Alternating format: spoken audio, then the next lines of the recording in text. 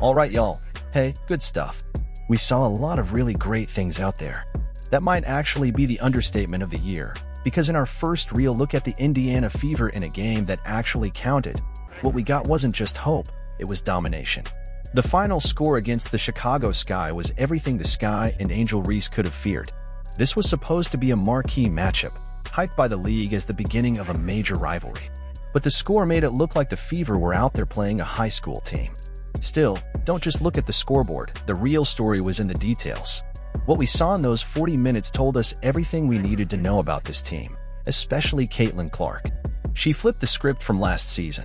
We saw a different version of her, one that was confident, locked in, and completely in control. And if you're the rest of the WNBA watching this game, you should be nervous.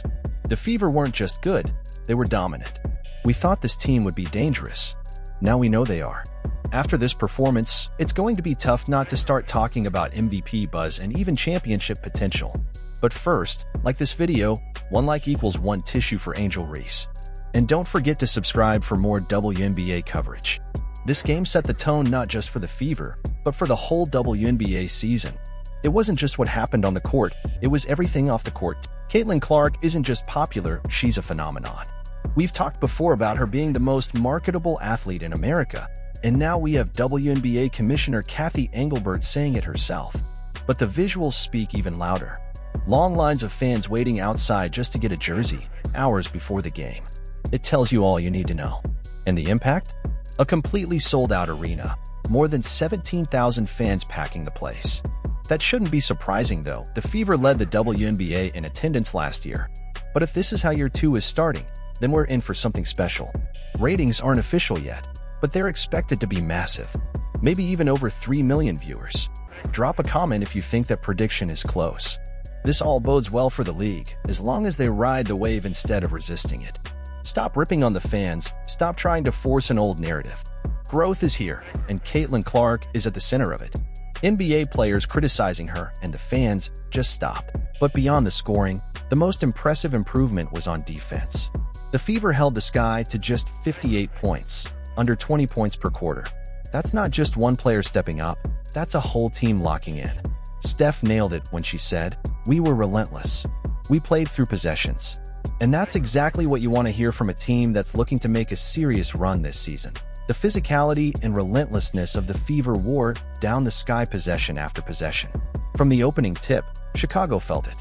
Every cut, every pass, every drive, they were met with resistance. The Fever were talking, communicating, flying around the court, getting deflections. And then, on offense, there were plenty of standout performances even before you get to Caitlin Clark. Aaliyah Boston had herself a game.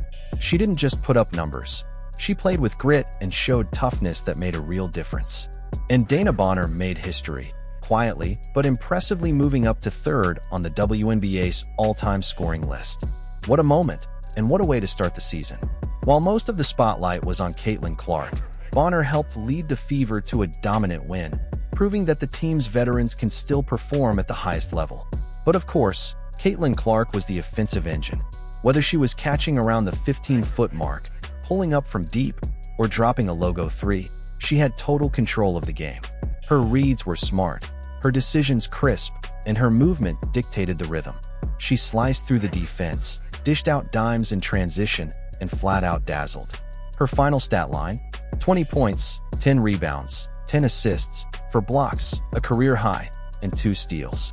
It was a complete performance, and yes, it was a triple-double. That triple-double didn't just light up the scoreboard, it lit up the betting world too. Dave Portnoy walked away with $350,000 after placing a $25,000 bet on Caitlin to notch a triple-double before tip-off. And when she grabbed that final rebound, he cashed in. Moments later, LeBron James took to social media to congratulate her, posting triple-dub CC. Great way to kick off the season. While Portnoy and LeBron don't affect the game itself, their reactions highlight the level of attention Caitlin Clark commands. In today's attention economy, that kind of visibility changes the game. She's not just winning on the court, she's dominating the conversation around it. There was also a moment of serious tension that showed a new side of Caitlin Clark. Late in the game, Angel Reese was left wide open under the basket after a bit of physicality on the other end. Seconds earlier, Reese had shoved a Fever player, possibly Aaliyah Boston, and Caitlin saw it.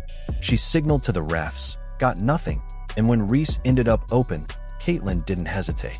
She closed the space and delivered a hard foul. Angel Reese flew to the ground, arms flailing, then popped up ready to confront Clark. It was dramatic and had social media exploding. But many fans and analysts pointed out that while the foul was tough, Angel's reaction was exaggerated. It had clear flop energy. She launched herself back, then charged forward, while Caitlin calmly walked away. Aaliyah Boston immediately stepped between them and may have prevented the situation from escalating further. That's leadership, and it's exactly the kind of presence the Fever lacked last year. After the game, Aaliyah found out she got a technical foul during that sequence. Her reaction, total surprise, quickly went viral. She didn't even know she'd been called for it. She kept it classy in her response, saying it was just a basketball play, and left the ref's decision up to their discretion. But that moment did more than show leadership. It revealed a different Caitlin Clark. She didn't shy away from contact. She didn't wait for someone else to step in.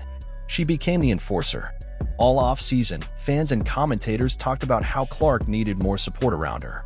People called for the Fever to add toughness, to find